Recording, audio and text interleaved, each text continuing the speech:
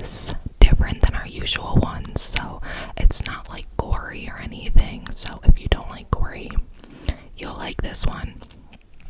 This one is it's so bizarre. Like it's one of the most bizarre cases in the world, in my opinion. Let's get started. Let's get into it.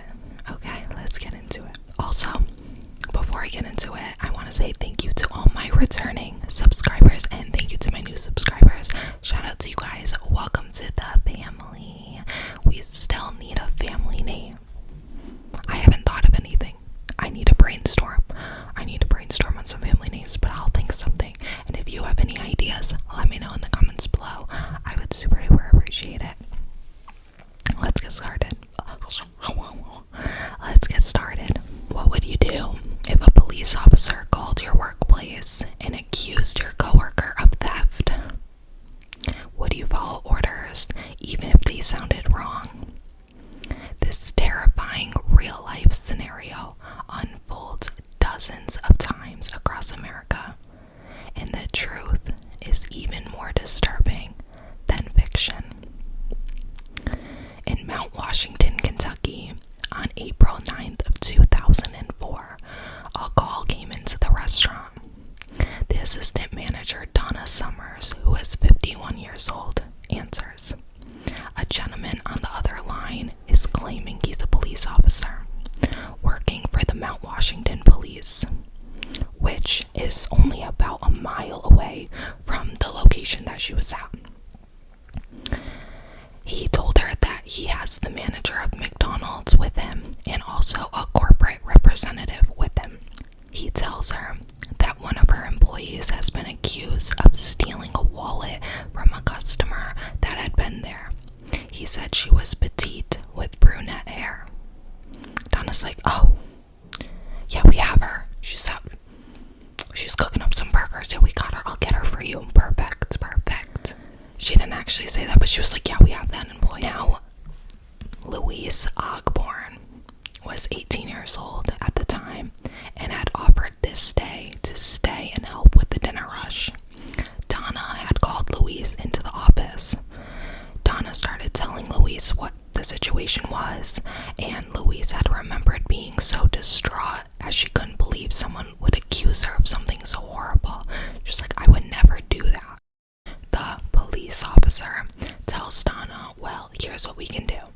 We can, one, arrest her at the restaurant, or you can help us out, and we will need you to conduct a strip search to see if Louise has any of the money on her. So it started with Louise emptying her pockets. She, flips her pockets inside out. All the stuff that she had in her pockets, she ends up putting on like the desk area. But she's like, look, I don't have it. I don't have this. I did not commit this crime. Like, I don't know what they're talking about, but it's not me. Like, there's nothing in my pockets. Unfortunately, the strip search gets to the extreme of like, first it's, okay, you empty out your pockets. Now it's like your shoes are coming off. Now it's your pants are coming off. Your shirt is off. Everything's off. You got your undergarments on, right? They're like, yeah, no, she needs to take those off too. Her underwear comes off. Her bra comes off. She's completely nude. And it like literally got to that point. So now she has nothing on, okay? The police officer was calm, giving the orders very authoritatively, and Donna was listening to this guy's commands. The police officer tells Donna now to take all of her belongings, so all of her clothes, get Louise's car keys, and put it in her car.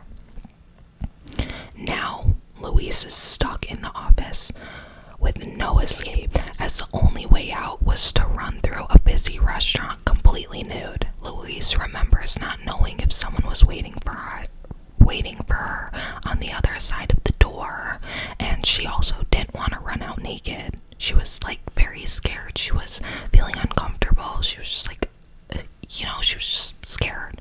So she stayed in the office. This call between this police officer and Donna had been going on for hours. Donna was like, well, I need to get back and run this restaurant. Like, this is a busy restaurant. We're busy right now. Like, I need to run the restaurant. She starts starts asking this guy, like, what is taking so long? Like, why aren't you guys coming? Where are you guys? He always seemed to have an answer for everything. He was just like, well, we're on our way.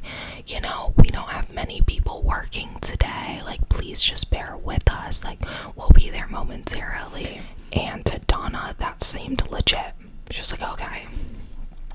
But she's still like, well, I need to get back to work though. Like, I have stuff to do. And the guy on the phone goes, well, do you have a man in your life that you can trust? Maybe a husband, maybe a boyfriend, someone that you can have watch her until we arrive. Donna's like, well, yeah, my fiance Walter. So Walter comes, right, and Donna goes back into the restaurant to start managing the floor and whatever she was doing, she starts doing that. So now Walter's on the phone with the police officer, right? Police officer. So this police officer tells Walter to have Louise drop her apron. So while Louise was completely nude, she was using one of the work aprons to cover up, because that's all she had. So she literally was like covering up with that. He tells Walter, like, nope, Louise needs to drop her apron and she needs to start doing jumping jacks. You know, she's nude, by the way. She needs to start doing jumping jacks. She needs to start running in place. She needs to, you know, shake and do all this stuff, you know, just to make sure she's not hiding anything. You know, maybe while she's doing some jumping jacks, some money will fall out. It's like, where's the money gonna fall out of her butt crack? Like, come on, be so serious. But yeah, so he's like, nope, we need to make sure she's not hiding anything. So start having her do all of those things. And to that, Louise does it, and Walter tells her to do that, right? Now, at some points, Donna does keep coming, like, into the office, and she's, like, working on the computer, doing whatever, and so she does come back in, but each time that she does come in, Louise is covering herself again with the apron, so Donna doesn't really see what's going on. But at one point, Donna does come into the room while Louise has no apron covering her. And Walter is literally right next to her. And Donna does not say or do anything about it. She just kind of comes in, does what she needs to do, and leaves. The caller would then tell Louise to reply, because also the caller would want to talk to Louise, and then they'd want to talk to Walter, and then to Donna, whatever. Like, he would still talk to the victims as well. So the caller would tell Louise to reply with yes sir and no sir, or else she was gonna get punished. And Louise just remembered doing what she had to do to survive. She thought that this was the last day on Earth, potentially. She was scared, she was frightened, and she was gonna do whatever they said so that she could leave alive. Walter then was instructed to have Louise sit on his lap to check her breath to see if she has any alcohol or drugs on it. He then the caller tells Walter to also kiss Louise as well, just to double check, you know, just to make sure she's not, like, you know, nothing, no alcohol or drugs are on her breath, so you gotta kiss her to find out, which she does. Then he tells Walter that he needs her, Louise, to perform sexual acts on him. Walter then instructed Louise to perform oral sexual acts on himself, because this caller, the police officer, told him to. Walter must have realized afterwards what he had done, because he literally took off. He dipped. He literally dipped. So then once Walter leaves, Donna ends up bringing in another gentleman who ended up being an off-duty custodian who takes the phone, right? Now he has the phone.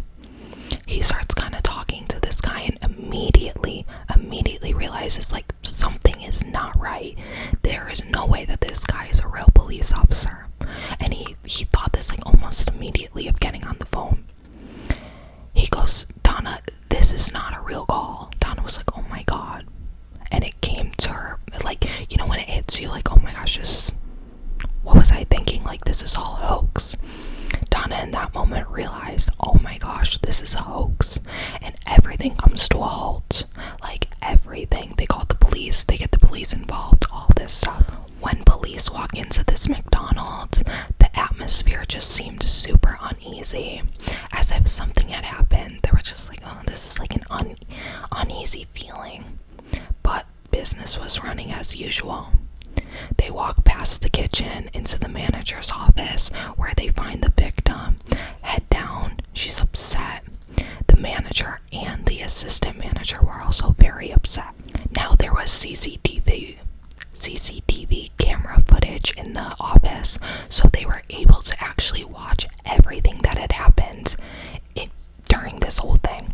There was no sound to it, so you couldn't hear what was going on, but you could watch it. So they said that this was kind of like watching a silent movie. As they're watching the CCTV footage, you see the young woman, Louise, come into the office with Donna on the phone, and the phone you'll see like held up to Donna's ear. You then see the assistant manager walk in, where the manager and assistant manager get a garbage bag to place it over the window of the door so that nobody can see into the office. All of a sudden, you start seeing the article of clothing being removed from Louise to where she was left with nothing but her underwear and bra. And then that's removed. The assistant manager gives Louise an apron to cover up, and she's trying her best to cover every inch of her that she can. The two managers pack up all of Louise's personal belongings in a bag and take them out of the room. You can see from the footage that Louise looks to be crying. She's very upset. At one point, Donna hugs her while still on the phone with this police officer. Next thing you see is this middle-aged man coming into the office. It was Walter. He has no uniform on, no apron, where he gets the phone.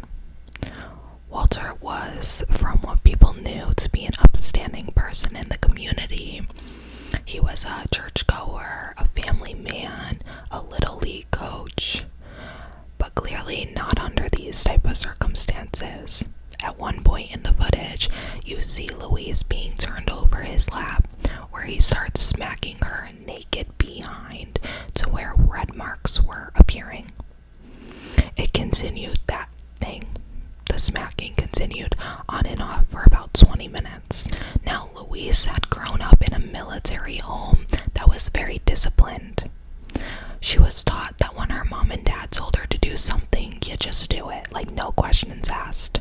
And that went for other adults as well. So in this particular instance and scenario, she was just really that's all she knew, was to listen and follow orders of adults. Now, the main police officer, detective for this case coming into McDonald's, was named Buddy.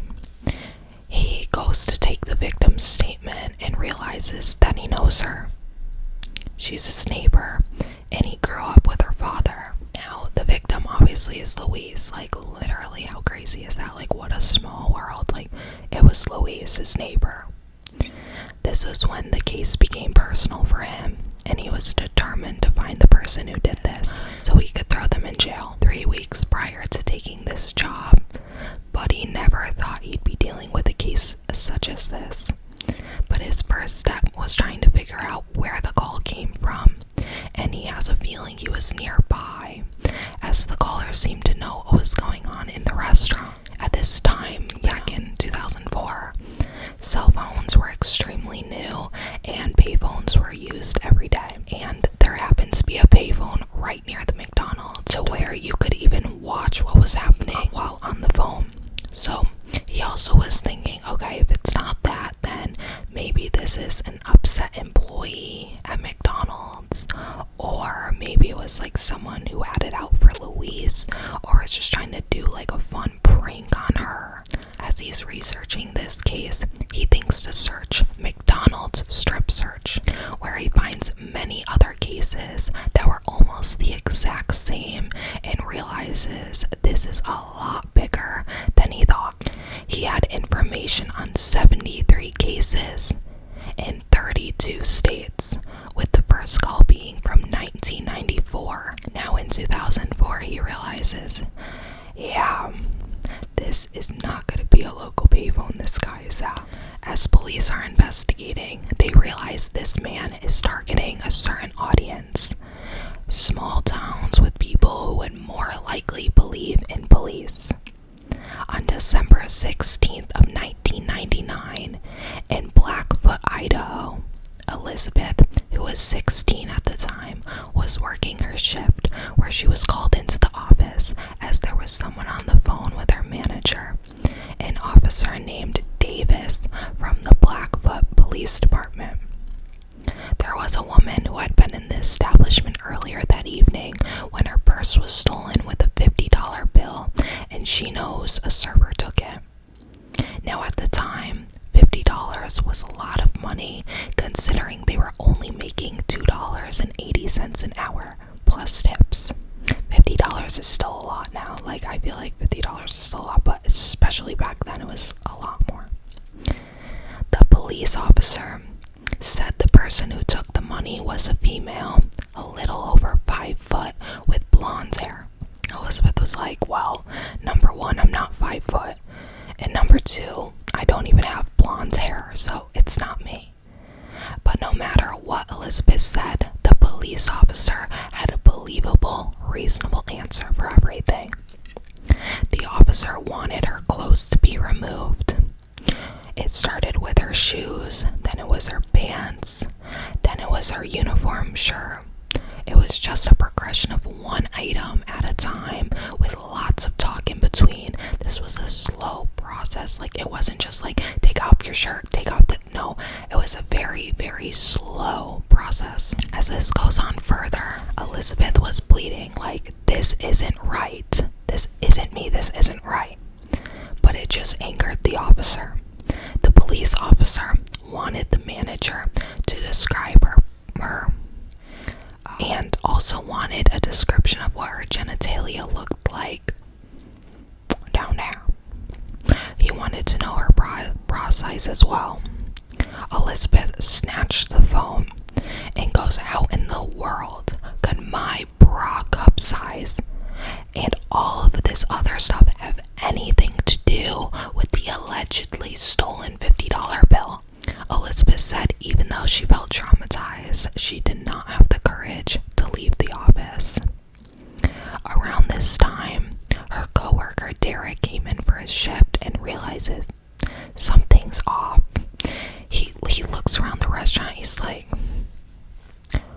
to the cook, like, what's going on? Like, where's the wait staff? Like, no one was there. Things were piling up. Like, he was just like, something's off. The cook was like, I don't know, but something's going on in the office. He remembered turning the corner to like go towards the office, and he sees the manager who is literally profusely sweating, like sweat pouring out of his body. He's never seen before. Like, he was just like, what the heck is going on? Then he sees this young lady, right, getting strip searched. So he's like, what the F are you doing? Like, what the F are you doing? The manager's like, well, there's a cop on the phone and I'm doing a strip search for the police. Derek grabs the phone and goes, who is this? To where the police officer told him that he's from the Blackfoot PD. Derek said he sounded calm, cool, and collected as if he does this every day. Derek goes, then you should know that this manager should not be strip searching a minor, especially a female. We need to get the real cops here. To which the man immediately hung up. Another incident on a Monday night in November of 2002 in Statesboro, Georgia. Deborah was working at a Taco Bell at age 19. And this day she was working a double. Her manager told her there was a detective on the phone. The cop said there was a purse that had been stolen in the lobby, and she fit the description of the person who had taken it.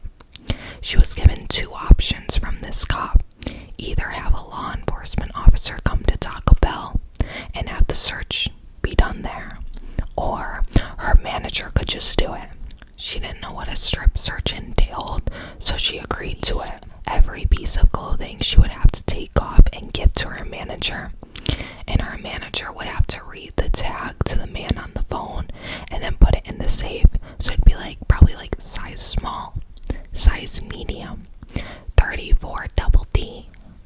I can't relate to that one, but like, you know what I mean? Like, he was like reading all the tags, so this guy on the phone could get a visual picture of what Deborah was looking like. The cop then wanted Deborah to do exercises so that she could sweat, and so that if they rubbed on her skin, they could get a green residue. The cop had said that if there was money hidden on her body, it would be visible. Her manager rubbed all over her body to make sure there wasn't any green residue. There was also a checking of her mouth, her ears, her genitals by her manager. Deborah had to bend over and spread and touch her toes as well. Deborah does not recall anywhere her manager did not touch on her body. Deborah remembered her body being violated, and she remembers being very scared. At the end, her manager got angry and said, "F you," and hung up. He tossed her clothes to Deborah and walked out. Like, what a a-hole. Like, this manager, like, seriously, you're gonna violate your worker and then throw the clothes at her? Like, that's ridiculous. That's actually ridiculous. Her manager ended up being fired, but he wasn't charged with anything from Deborah's knowledge. I don't know if you guys can hear the rain right now, but it is literally pouring. So, oh my gosh, it's thundering. It's thundering, it's pouring. I guess we have IRL rain sounds in this video, so hopefully it's not too loud. I'm sorry. The weather, I unfortunately cannot help the weather. Now, another incident was this man, Alan. He had gotten a job at Hardee's in his early 50s, and this was in 2003 in Rapid City, South Dakota, as an assistant manager. He was about to get off his shift when the phone rang.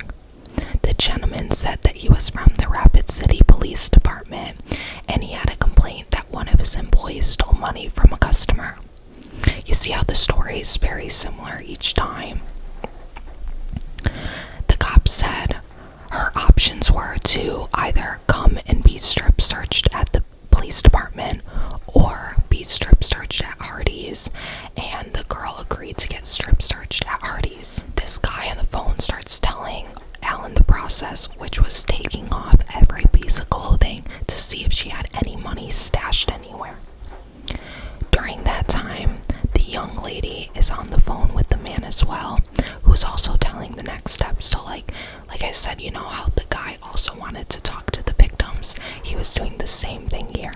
The guy on the phone wanted this girl to start doing jumping jacks, and he wanted to hear it, the sounds that was, happening while she was doing jumping jacks, to confirm that Alan was doing what he was being told to do. This went on for 2.5 to 3 hours. Alan didn't want to be a part of it, but felt like he didn't have any choice. Alan found no money on the girl, so he thought that it'd be done. Like, I didn't find any money. Like, this situation, this strip search should be over. But it wasn't. Now the guy said he needed to search her for drugs. He's like, what? I thought this was a strip search for money. But this guy ended up continuing on with other demands, such as touching her intimate areas physically. His assistant had come in, and he thought, oh my god, what did I just do? So he left and went home.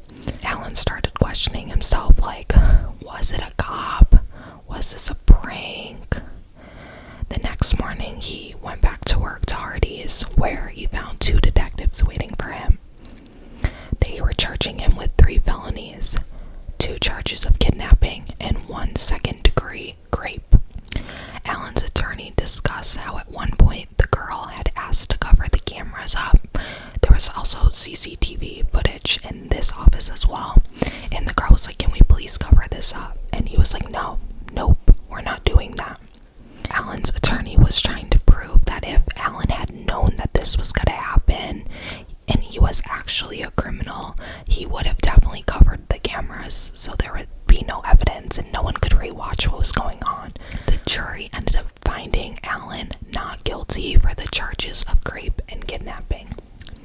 just have a little background of like kind of what this guy's doing, right? So in West Bridgewater, Massachusetts in 2004 at Wendy's, there was another similar situation where a female manager sexually assaulted and strip searched a young male worker. As backstory, after the Wendy's thing happened in Mass, a guy named Vic, who was a police detective, gets involved.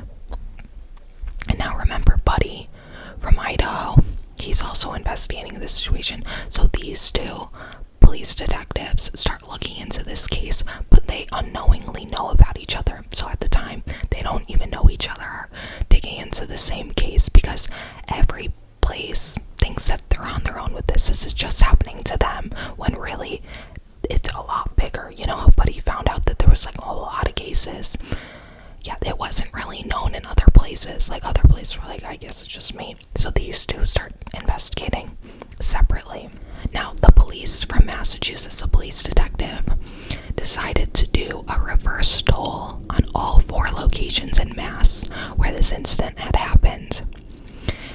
He received multiple subpoenas from the judge for those records, where he gets a report back saying that the numbers that were being used to call were fake. So it's kind of like a dead end for that. The police from Idaho did find a number while investigating this from star 69.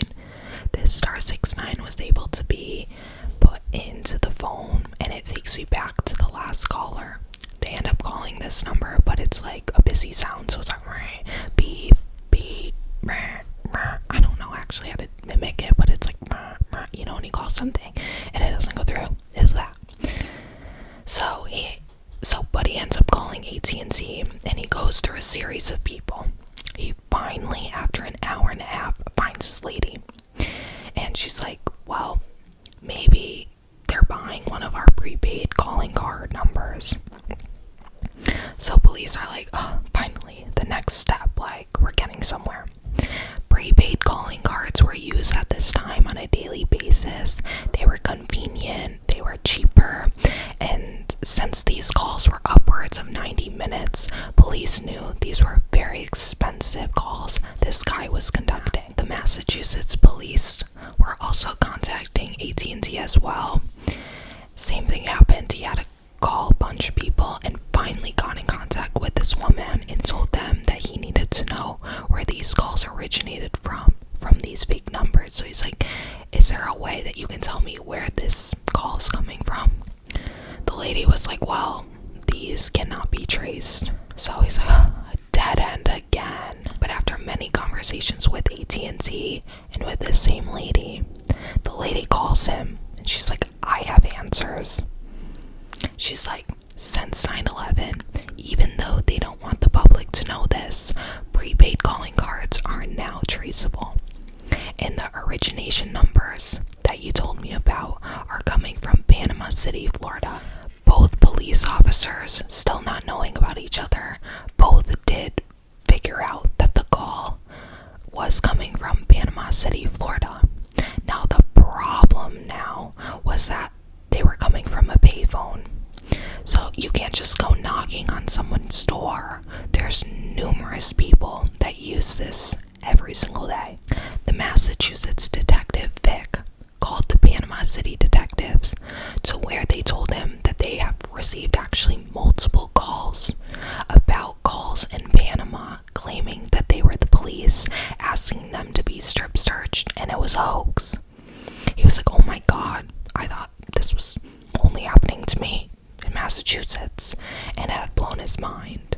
Vic's next step was deciding where the calling card was purchased. It was said that they were bought on February 19th at Walmart in Panama City. They're hoping that this is the break they're hoping for. Vic calls Walmart and asks if they have video footage. They do end up sending Vic video footage, and after inserting the VHS tape, if you don't know, a VHS tape is like,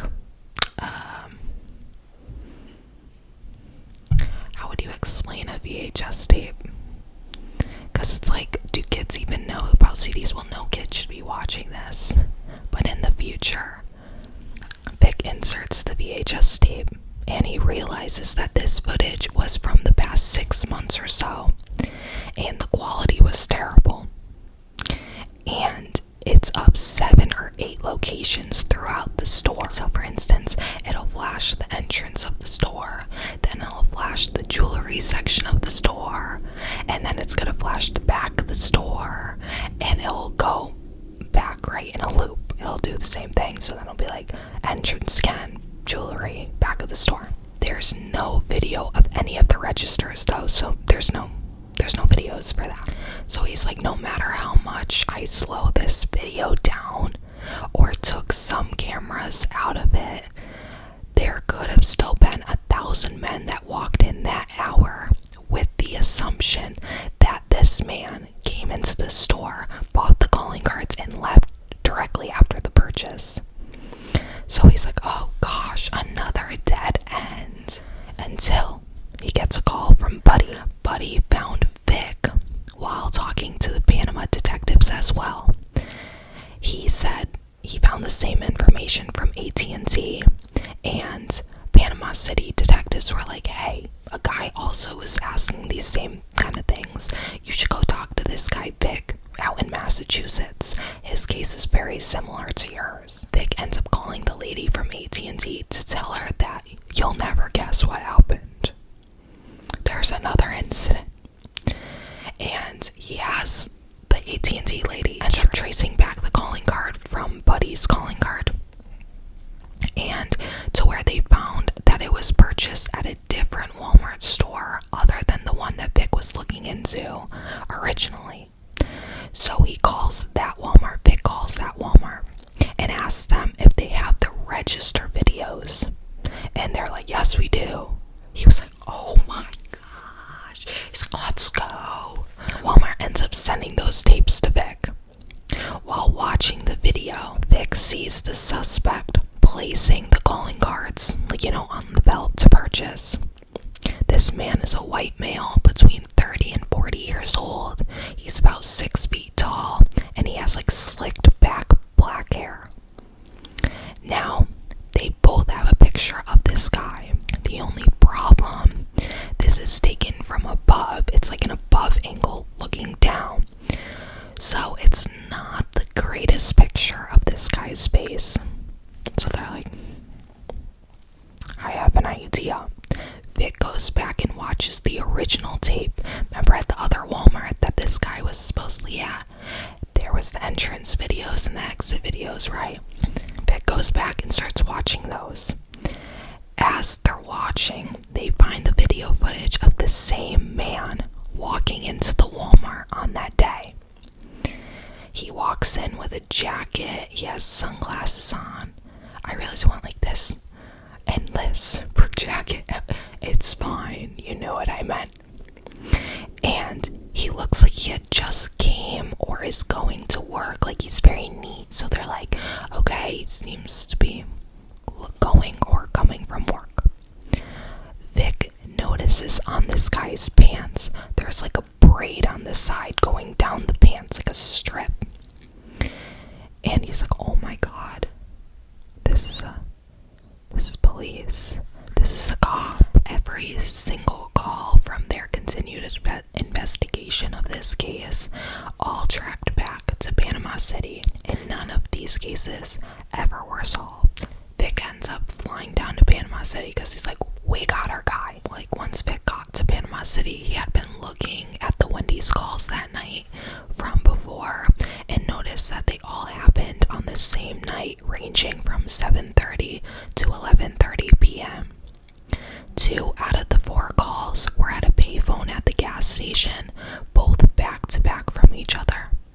So he knew that this guy had to be at this gas station for about 3 hours, as the calls were about 90 minutes each. The payphone was near the door of the gas station, not in an area that would be to where it'd be only him.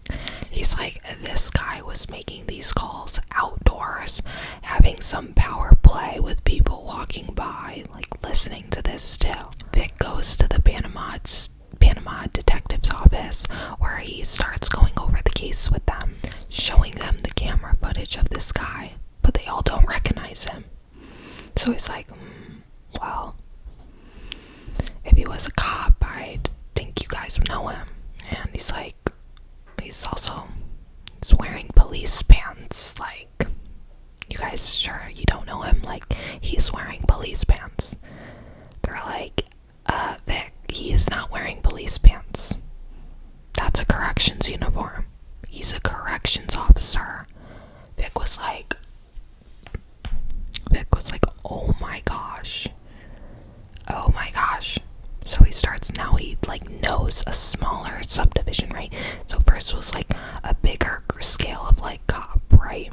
Now it's like corrections officer. So he's like, okay, we're dwindling this down to find this guy. As Vic is trying to figure out who this guy is, Buddy back in Idaho is holding Donna and Walter accountable for what they allowed to happen to Louise. Walter was sentenced to 5 years in state penitentiary, and Donna had pleaded guilty to a misdemeanor and got a year probation. Donna also had been fired from McDonald's as well.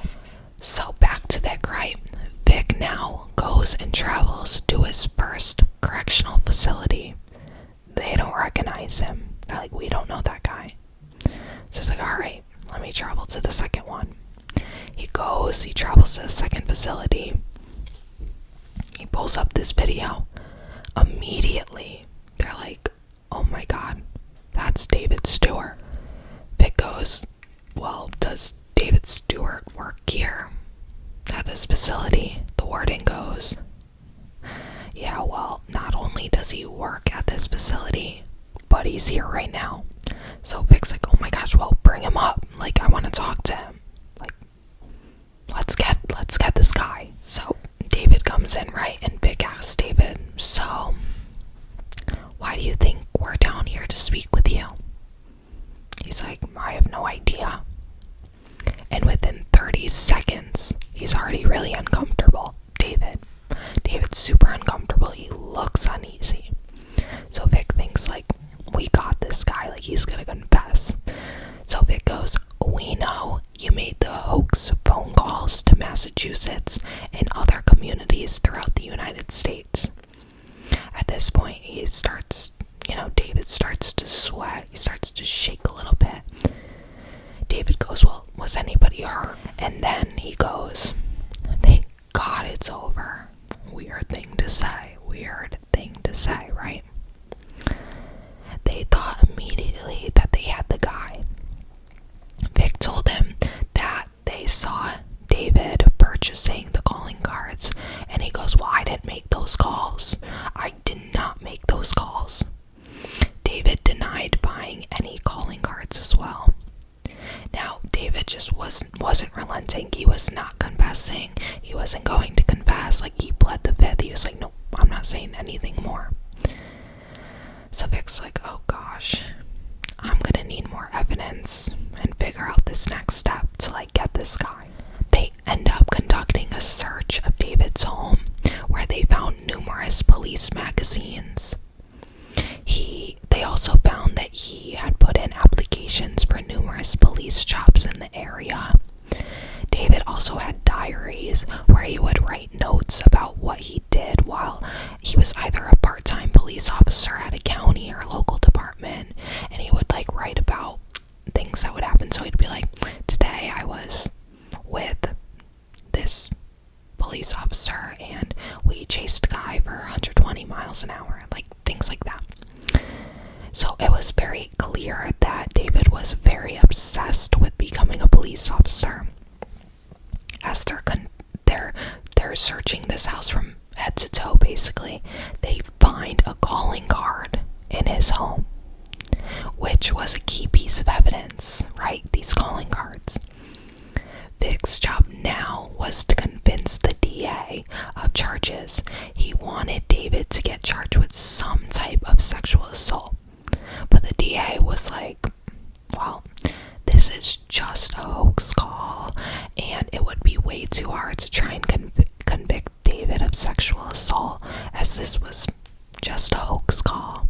He wasn't physically there, so yeah, we're not gonna do that. Vic's like, you gotta be kidding me. I spent all this time to try to get this guy, and now wants to charge him with anything. So Vic called Buddy. He's like, Buddy, I got the guy, but no one wants to get him in trouble, clearly. Like, I don't know what to do. But he's like, oh, no, we've worked way too hard on this. Like, we need to get this guy.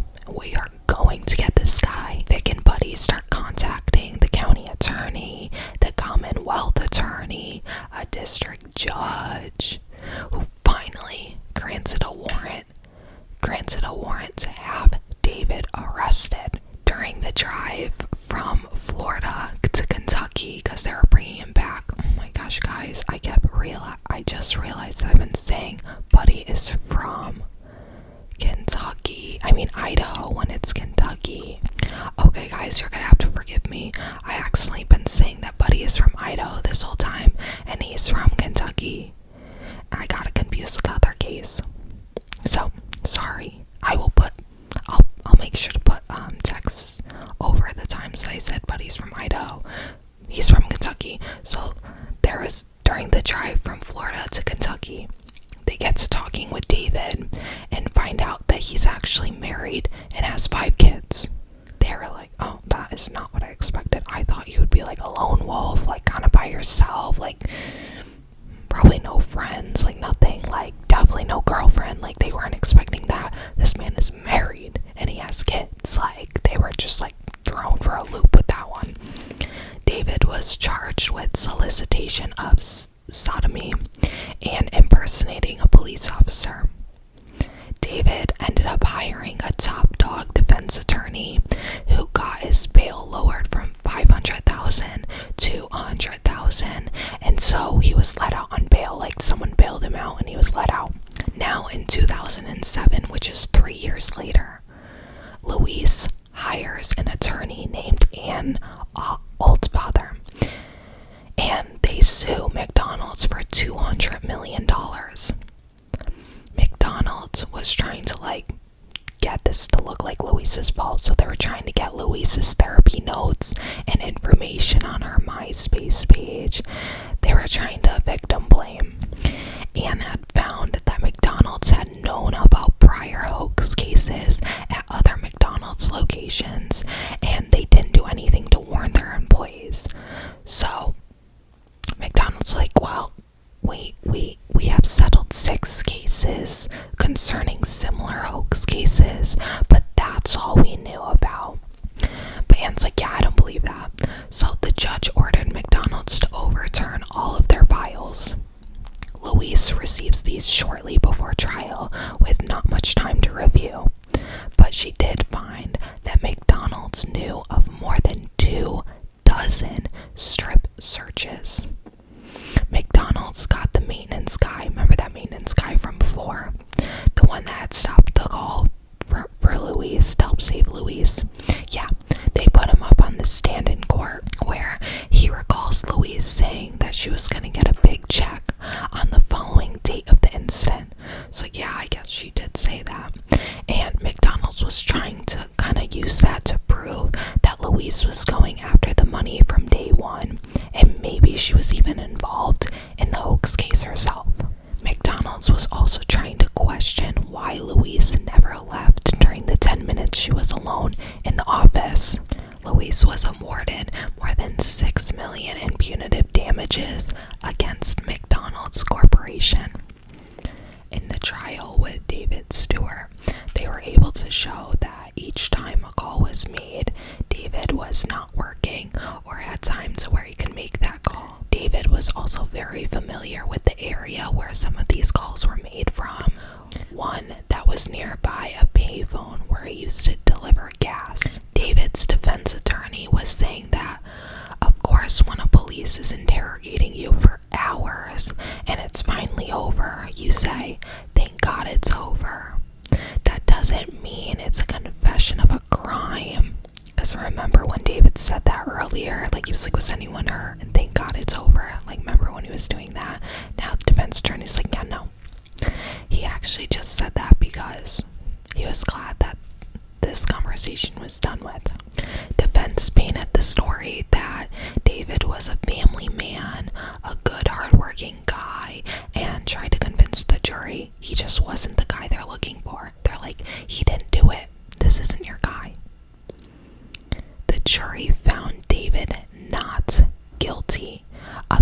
solicitation to commit first-degree sexual abuse. The issue in this case was that they didn't have anything that is indicative, or proof that David was making the call. Unfortunately, both Vic and Buddy still to this day believe that they got the right guy. They still believe it was David Stewart. But unfortunately, the jury did not see it that way. What's crazy actually about this case is that 8 people were charged, which were the managers of the restaurants, not the caller though. Since 2004, the hoax calls have stopped, and there's been no trace of any of these happening since either. The calls have stopped for now, but have they stopped for good? What would you have done in this situation? Let me know in the comments below. Do you think that you would have gone through with it? Or do you think that you would have been like noticed immediately like some of the other people, like absolutely not, this is not real, this is a prank, this is a hoax, like I'm not doing this? I don't know. I'm just like, it's crazy though to think about, like he did this for over 10 years to so many different locations. So many victims were in this situation. It's really, really horrible.